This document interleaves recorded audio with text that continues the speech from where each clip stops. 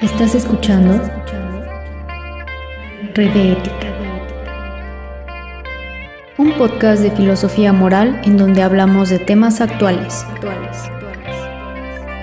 Te invito a que me acompañes y le des movimiento a tus ideas.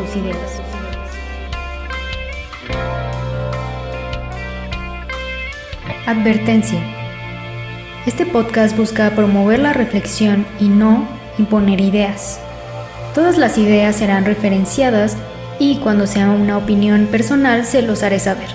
Hola a todos, ¿cómo están? Bienvenidos al primer episodio de este año 2022.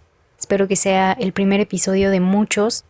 Seguiré trabajando porque eso sea posible y les agradezco estar aquí en esta ocasión. Hoy vamos a hablar de un tema que en lo personal me parece bastante interesante y es la relación entre la ética y la ciencia. Para ello voy a recurrir a dos personas y ellos son León Olivé y Rui Pérez Tamayo, quienes en 2011 publicaron un libro llamado Temas de Ética y Epistemología de la Ciencia. Este texto será la base del capítulo.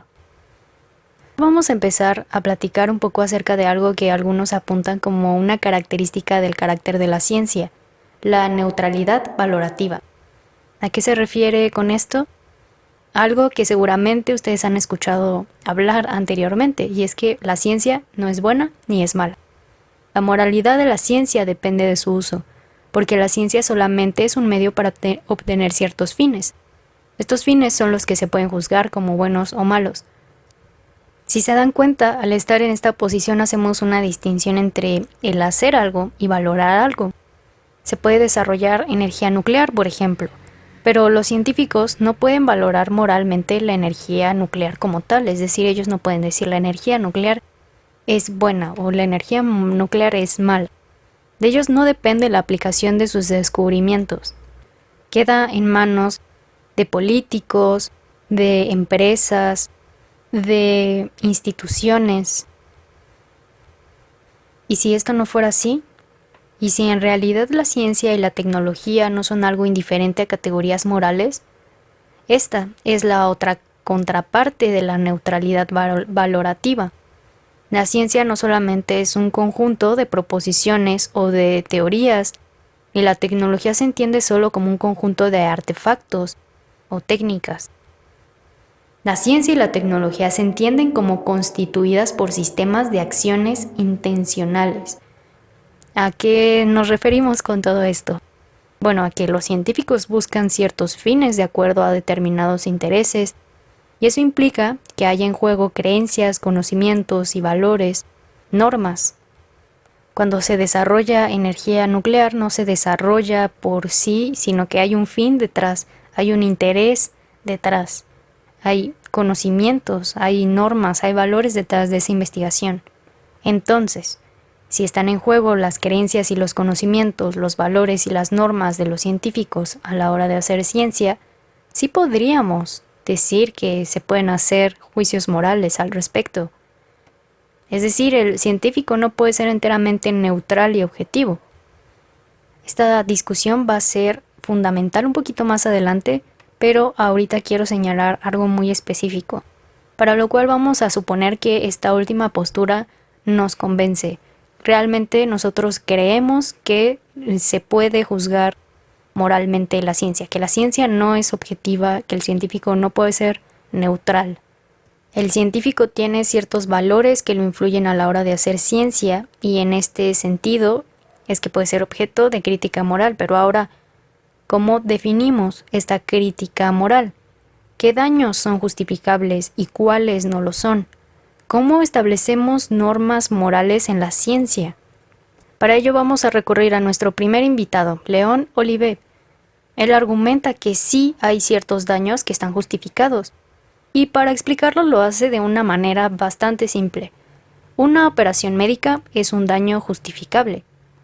Se corta tejido, se provoca dolor a una persona, pero este daño está justificado por un bien mayor, que es la recuperación de la persona que se está operando. En cambio, una operación que no es necesaria, sí que sería un daño que no tiene justificación. Para hacerlo un poquito más metódico, un poquito más claro, Olivé nos presenta una serie de condiciones para determinar si el daño es justificable o no. Solamente si se cumplen esta serie de condiciones es que podríamos decir que es justificable. No nos movamos de nuestro ejemplo de la operación. Decíamos que se justifica el daño de acuerdo a un bien mayor, que será la recuperación de la salud de la persona operada. Aquí está la primer condición que se necesita. Todo daño tiene que estar justificado. Ahora, el doctor, para hacerle la operación a la persona, tuvo que sacarle estudios, revisar los respectivos protocolos. Es decir, que tuvo que cerciorarse que con esta operación el paciente tiene posibilidades de recuperación. Y tuvo que explicarle al paciente además todo, el procedimiento de la operación, los riesgos, los beneficios. Este será la segunda condición. Se tiene que tener creencias bien fundadas. En tercer lugar, la operación no puede ser en un lugar cualquiera. El médico no puede operarme en el garage de su casa. Bueno, sí puede, en una emergencia o algo así, pero en una situación normal, vaya, lo más seguro para el paciente sería hacerlo en un lugar y con los medios adecuados. Y es precisamente esta la tercera condición, que los medios utilizados sean los adecuados. En cuarto lugar, no tiene sentido que se opere al paciente si hay otras opciones que no lo dañarán tanto y que harán el mismo resultado. Si hay una forma de curar la enfermedad recurriendo a pastillas en vez de a la operación, y la operación, más bien, y tomar las pastillas no le harán tanto daño como la operación, entonces hay que ir por la vía de las pastillas. Esta será la cuarta condición, que la decisión que se tome sea la única opción viable. Por último, si el paciente no se quiere someter a la operación, no tiene mucho sentido realizarla. Tanto el médico como el paciente deben estar de acuerdo con que el fin que buscan es el mismo. Y esta sería la última condición. Y es así como completamos las 5 condiciones necesarias. La verdad es que a primera vista se ven bastante convincentes, pero ¿realmente podría aplicarse a todos los casos científicos? Hay un par de problemas con esto. ¿Ya los adivinas? Bueno, en primera, podemos estar seguros que todos los daños que se pudieran producir son previsibles. No es verdad que siempre se puede saber todos los daños que una acción va a causar, y esto siempre es un problema de las posturas éticas de precaución o de proporcionalidad. Y también recuerda un aspecto importante que ya preveía Hans Jones en su Ética de la Responsabilidad. Me parece que anteriormente en este podcast ya he hablado de él, pero siempre es bueno recordar. Les recuerdo que Hans Jones apunta a una nueva característica de la ética, la capacidad de prever las consecuencias del futuro y con ello establecer la moralidad de las acciones presentes. Pero es que justo esto también representa un segundo inconveniente con estos 5 criterios presentados, y es que imaginemos que se establecen las consecuencias que podría haber en un futuro. ¿Cómo decidir qué medios y fines son aceptables a pesar del daño y cómo sopesar intereses opuestos? Oliver reconoce estos problemas, pero piensa que estos no tienen por qué significar que no se pueda discutir y llegar a acuerdos racionales, ni que sea imposible actuar racionalmente. De hecho, apunta que es una oportunidad para el progreso. Pues esto no es nuevo. De hecho, se le conoce como serendipia y fue nombrado por Horacio Walpole por primera vez en 1754. La sorpresa inesperada, los datos que no coinciden. Es esto lo que hace que se abran nuevos horizontes en la ciencia. Pero este término en filosofía de la ciencia no es muy usado. Dirá al respecto nuestro segundo invitado, Rui Pérez Tamayo. Pero de él tendremos varias intervenciones un poco más adelante. Por ahora vamos a continuar con lo que dice Olivet, para ilustrar cómo sí es posible actuar de manera éticamente correcta aunque no se conozcan los daños en su totalidad y cómo se pueden resolver los intereses opuestos. Vamos a poner el ejemplo que presenta Olivet. Se trata de una empresa petrolera, cuyo nombre no voy a mencionar, que tenía una plataforma en el mar que ya no utilizaban y que querían hundir para deshacerse de los desechos. Esta opción era la más económica, evidentemente, así que la empresa le pareció una buena idea, pero no les pareció una buena idea a los activistas medioambientales. Ellos decían que esta acción iba a perjudicar al océano, por tanto, no estaba justificado que simplemente hundieran la plataforma. En este caso, hay una lucha de intereses, lo económico contra lo ecológico. No había una evidencia clara del daño que podría representar el hundimiento de la plataforma. Sin embargo, sí había otros medios, aunque más caros, para retirarla del océano.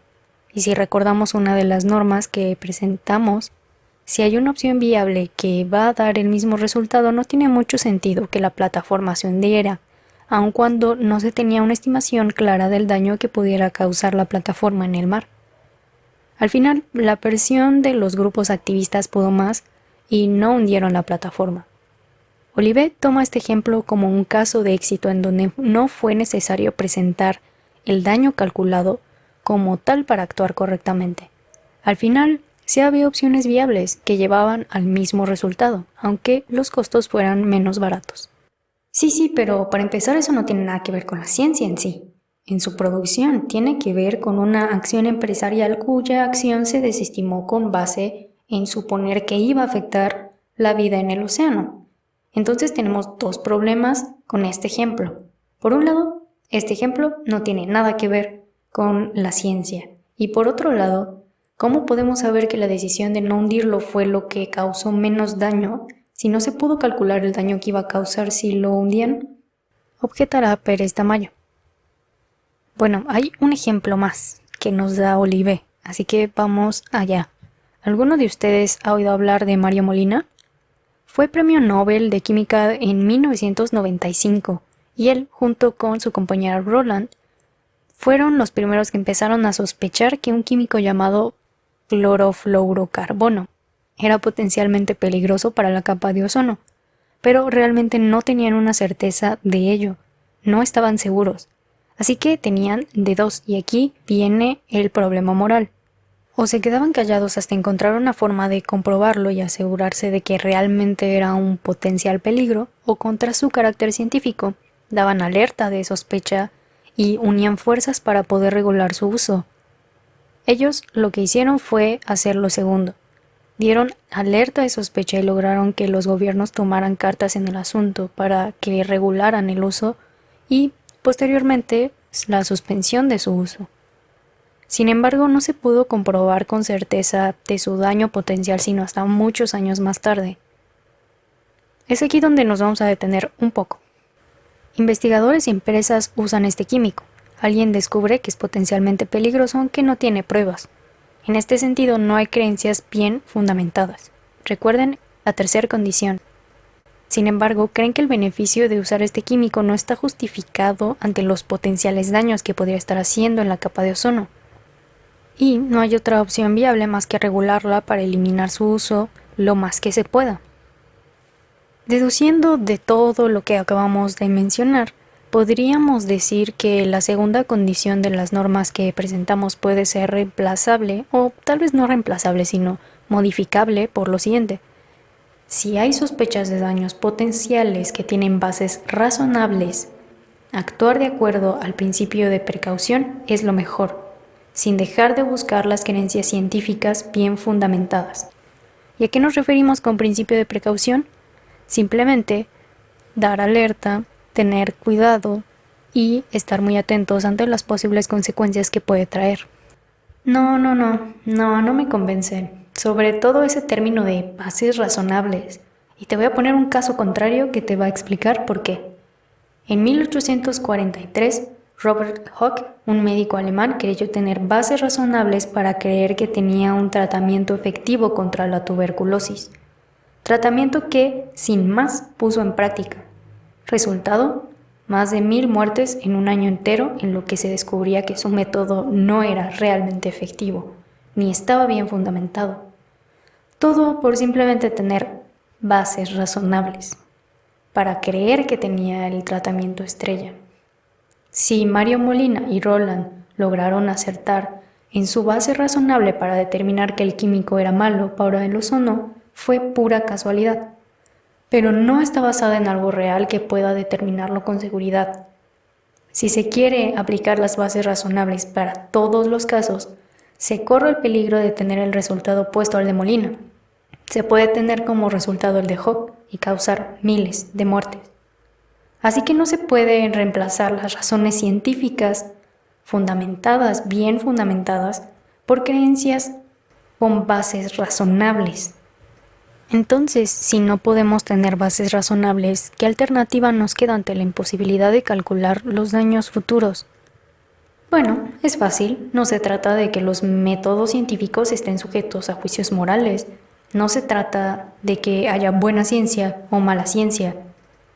En estos casos, se trata de ciencia bien hecha o ciencia mal hecha. Pero esto no nos deja más que hacernos todavía más preguntas. ¿Eso quiere decir que la ciencia bien hecha siempre estará bien? Si hay un peligro potencial, aunque no se tengan pruebas, ¿se debe de ignorar porque no hay pruebas científicas? Ante estas preguntas, las respuestas no quedan muy claras en el libro, pero vamos a analizarlas un poquito más. Reflexión personal. Vamos a ir por la primera pregunta. ¿Eso quiere decir que la ciencia bien hecha siempre está bien? No. Como tal, y como se dijo, no se trata de que los métodos científicos sean buenos o malos. En ese sentido, Ruy Pérez tiene una posición más bien inclinada hacia considerar a la ciencia como algo neutro, y solo el fin por el cual se hace es que se puede juzgar moralmente. Pero esto no significa que el científico no tenga una responsabilidad. La tiene. Tiene la responsabilidad de hacer su labor científica de manera correcta, y tiene la responsabilidad bajo los fines moralmente correctos. He ahí el papel de la moral en la ciencia. Pero no se puede decir que un procedimiento científico esté mal o no moralmente hablando. La mala práctica de la ciencia lleva a Hooke a hacer un acto moralmente malo. Pero si pensamos en Molina, la mala práctica de la ciencia en Molina termina siendo un acto moralmente bueno. Ambos parten de lo mismo, bases razonables, pero tienen resultados muy distintos. Pero, ¿qué hubiera pasado si Molina hubiera seguido los protocolos de la ciencia y no hubiera dado aviso de este potencial peligro hasta unos años después, cuando se pudo confirmar científicamente? No se podría saber el daño causado en la capa de ozono, pero quizás sí podríamos decir que hubiera causado más daño del que se causó al alertar de su peligro potencial sin evidencia. En cambio, el Dr. Hooke pensó que el beneficio que iba a traer su tratamiento sería mucho mayor, y no había descubierto los daños que podría tener, o más bien no siguió los protocolos correctos que tenía que seguir. Tenía bases razonables para un beneficio, no para un daño potencial. Volvamos al ejemplo del médico que va a hacer una operación a un paciente, el que comentábamos un poquito más atrás en el episodio. Imaginemos que un médico tiene buenas creencias para pensar que un paciente necesita una operación, y esa operación le ayudará al paciente a curarse. Pero a pesar de estas buenas creencias surge algo que lo empieza a hacer dudar, incluso lo lleva a pensar que tiene bases razonables para no hacer la operación. Sin embargo, ya está absolutamente todo listo para la operación, y si no se hace en ese momento, el paciente tendrá que esperar para que la sala de operación esté disponible de nuevo. ¿Qué debe hacer?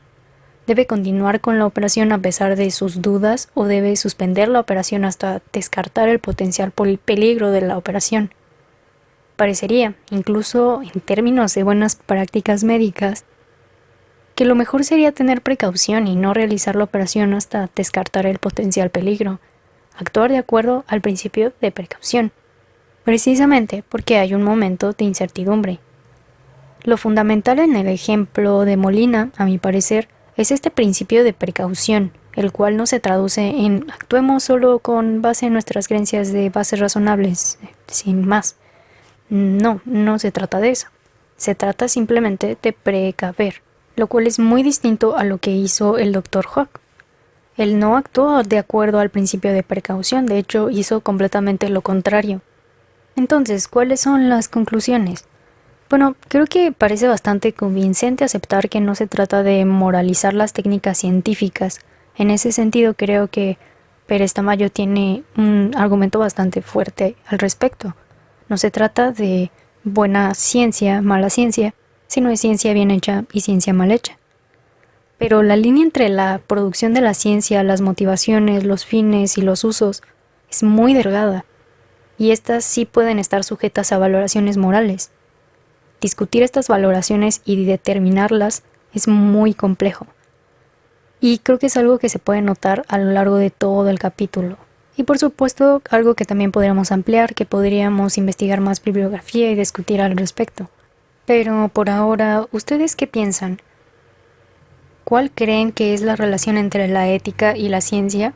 ¿Qué objeciones le encuentran a los dos autores de los que hablamos? Los invito a compartirme su opinión en mis redes. Les recuerdo que aparezco como @reptica en todas ellas. Me encuentran en Instagram, en Twitter, en TikTok. Aunque la verdad es que la que más suelo usar y en donde estoy mucho más activa es en TikTok. Yo ahí los veo y ustedes me pueden escuchar dentro de 2 semanas. Espero que hayan disfrutado este capítulo y nos vemos en la próxima. Cuídense mucho.